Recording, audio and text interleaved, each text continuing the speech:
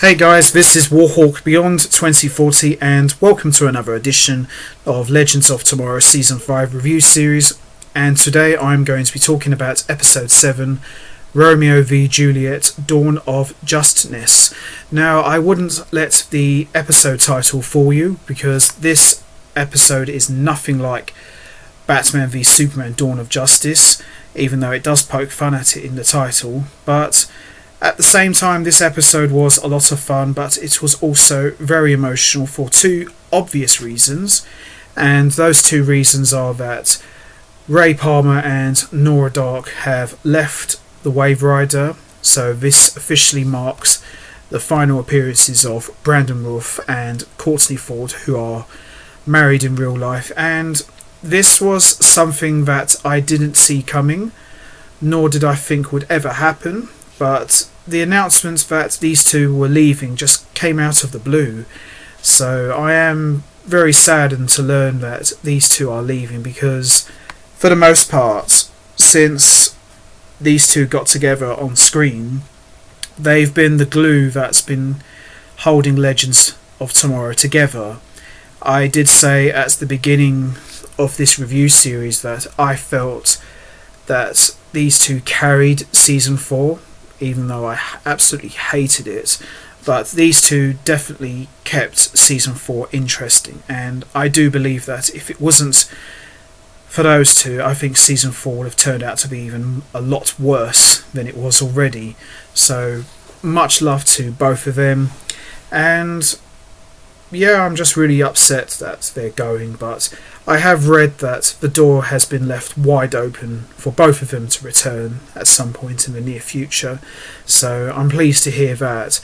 But at the same time, we lose yet another original legend, and I'm talking about Ray Palmer, aka Brandon Routh, but I'll get into that at the end of this review edition.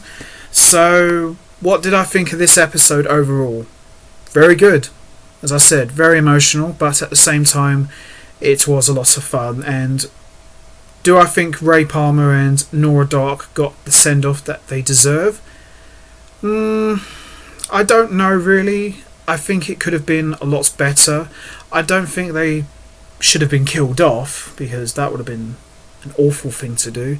But I think they could have deserved a bit of a better send-off. I just felt that the way these two left was a little bit on the dry side, but I'll get into that towards the end of this review edition. So anyway, let's get right into it. Let's talk about Episode 7, Romeo v Juliet, Dawn of Justness.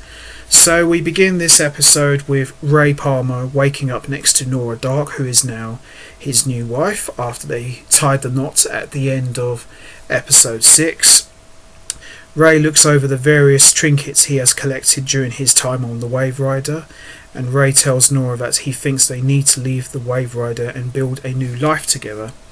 Although she is initially resistant at the idea at first, Nora ultimately agrees to leave the Wave Rider with Ray to start a new life. Ray plans one final last mission with the team before he says his goodbyes. The next day there is a line at the bathroom, since Zari is taking all the time in the world to glam herself up, and Ray decides to break the news to Sarah and Ava. Once Birad, Charlie and Mick are done interrupting, they finally get the chance. They tell the team, but then Ray can't bring himself to tell the news to his bromance brother, Nate Hayward. Now, Ray Palmer and Nate Hayward, they've been the glue also for Legends of Tomorrow. Ever since Season 2, these two have been the Arrowverse's bromance, so to speak. So that's another thing we're losing on this show, is the comedic bromance of Ray Palmer and Nate Hayward, because they've provided so many golden scenes, and in a way they kind of remind me of myself and a very good friend of mine in terms of the geekiness side of their personalities, and it's just so fun to watch these two, and I'm definitely going to miss that of the show involving Nate and Ray, because again, just like Ray and Nora have been the best thing about the show in terms of the seriousness, Nate and Ray's bromance has been the other good thing about the show, so I'm definitely going to miss that aspect of it as well. Meanwhile, on the bridge, Sarah tries to talk him into being honest with Nate, but Ray wants to find the right moment. When Charlie reveals that she left a piece of the loom in the 16th century in London, the team makes their way there, only to find that Charlie had disguised the piece of loom as a ring and handed it to William Shakespeare. After shaking him down, they learn that Shakespeare had handed it off as a collateral to a producer to whom he was in debt with. Back on the ship, Ava, Sarah and Mona, yes everyone, Mona is back, invite Nora to join their book club, which of course is really a social club. Meanwhile, in the 1590s, Ray, Nate and Mick come up with an elaborate scheme to heist the ring right off the editor's finger. Despite his being surrounded by muscle, by the time they're done talking about it though, Charlie has returned with the ring and Ray is mortified to discover that the mission and his time with the Legends is officially over. After telling Nate that he was leaving for a honeymoon with Nora, Nate convinces the away team to stay back in the past and have an Elizabethan bachelor party in Ray's honour. The Legends ladies all confess their baggage to Zari, trying to convince her to join up with the book club, but Zari redirects it by suggesting they throw a bachelorette party for Nora. The guys call in but lie that there has been a complication with the mission and everyone is ready to party.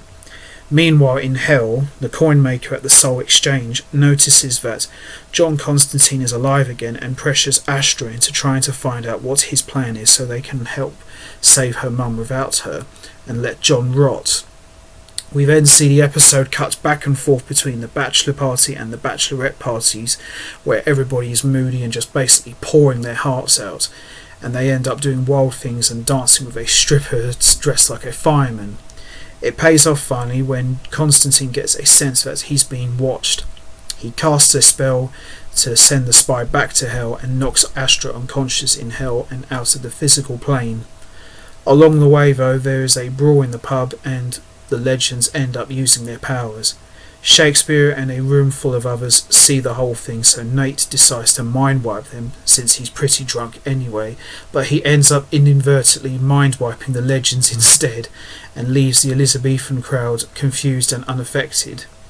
They head back to the Wave Rider where someone at the bachelorette party notices a copy of Romeo and Juliet left on the table has been suddenly transformed into a superhero play called Romeo v Juliet Dawn of Justness.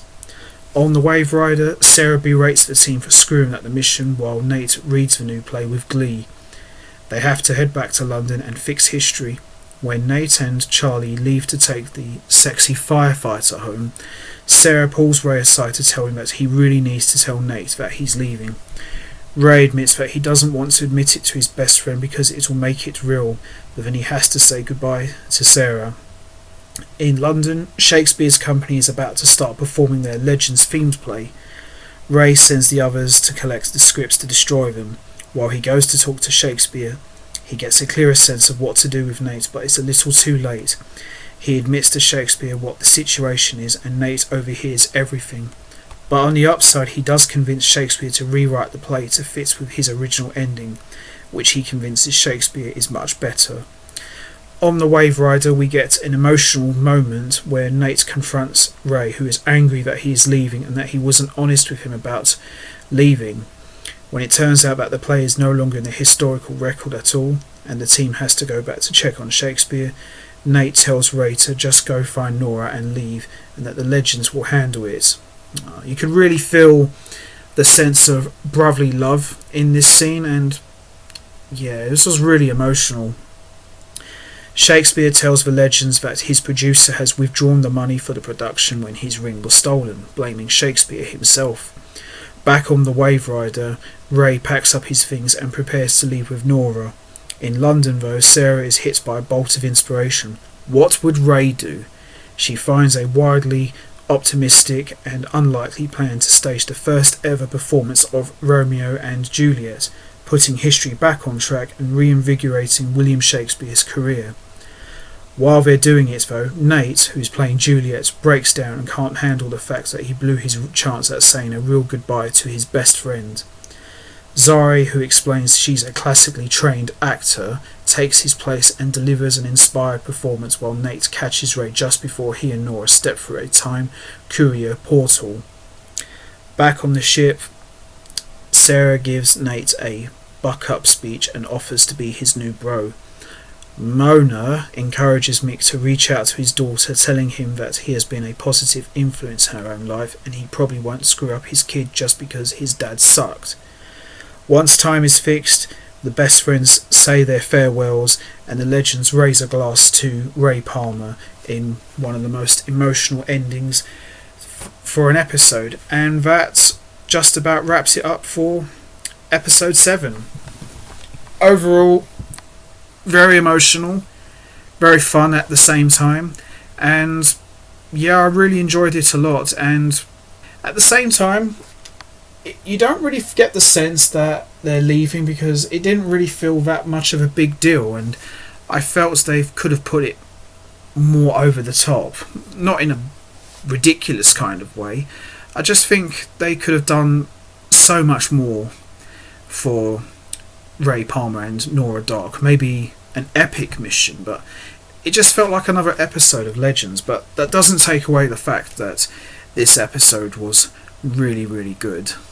And yeah, I'm going to miss these two a lot. So that just about wraps it up for episode 7. What did you think of episode 7? Did you think it was good? How do you think Ray Palmer and Nora Dark's departures were handled? Do you think it could have been better? How would you have done it? You know what to do, guys. Hit the like button, hit the subscribe button, leave your thoughts and comments down below, and I will be back next time for another edition of the Season 5 review series where I'll be talking about episode 8. So until next time, take care everybody and stay safe. And before I wrap up this review edition of episode 7, there are a couple things I would like to mention regarding Brandon Routh and Courtney Ford's contributions to Legends of Tomorrow and to the Arrowverse overall. One of the main things I am going to miss the most about Brandon Routh is his portrayal as Ray Palmer and the bromance that he has with Nate Haywood. Even when episodes were really stupid at times or just plain boring, these two and their bromance was always a real joy to watch, and I'm really glad that these two got to have one final serious emotional moment before Ray Palmer left the Wave Rider for good. And these two have just been a real barrel of laughs ever since season 2, and I am definitely going to miss the comedic bromance side of Legends of Tomorrow. And regarding Courtney Ford, when she came on to Legends of Tomorrow, I think was back in season 3, I believe. Think it was season 3. I initially didn't like Nora Dark at first. I just didn't think much of her, but over the course of time she started to grow on me, and she is a very attractive lady, and I never really took much notice of that until my friend pointed that out to me. So I am going to miss her a lot, and also I am definitely going to miss Brandon Routh probably the most. All due respect to Courtney Ford, but I am definitely going to miss Brandon Routh the most. And ever since he appeared in Arrow season 3, he's been one of my all-time favourites. I mean, I loved him in Superman Returns anyway, but to see him in the Arrowverse playing Ray Palmer / the Atom, we really got to see a whole other side to his personality and his acting chops, which was something we didn't really get to see in Superman Returns. So he went from being Felicity's boyfriend to a serious badass hero to an all-round goofball. Brandon Routh is one of the most versatile actors in the Arrowverse, and certainly one of the best things in Legends of Tomorrow, in my opinion. And we even got to see him play a villain for a few episodes back in season 4. That was the highlight for me, in my opinion. And one thing I am extra happy that we did get to see one more time is we got to see Brandon Routh play Superman once again after God knows how many years, 13 to 14 years. So I'm really glad he got to play Superman one last time before he leaves the show for good. And as I said at the beginning, I hope it's not the last time we see Brandon Routh, and even if he doesn't come back as Ray Palmer, I'd love to see him come back as Superman one more time. Maybe he can help the Legends out with a mission in a future season / episode, or maybe in a special appearance in a future crossover. I don't care, I just would love to see more of him as Superman, because there's still a lot you can do there. But all I want to say is special thank you to Courtney Ford and Brandon Routh. I am sorry that you are both leaving the show and that you're no longer going to be there full time, but thanks for all the memories and thanks for making Legends of Tomorrow a lot of fun to watch, and I wish you both nothing but the absolute best.